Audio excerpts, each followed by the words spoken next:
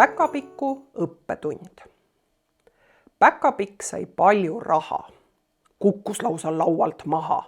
Ütle nüüd, kus ots või jäär, on see hea või on see väär.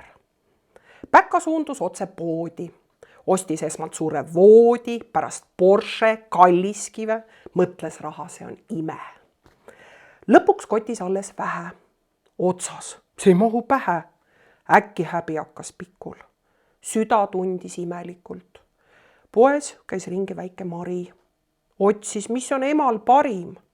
Raha polnud, oli soov, lootis äkki õnne toov. Päka vaatas väikest plikat, kellel soov ja süda ikka.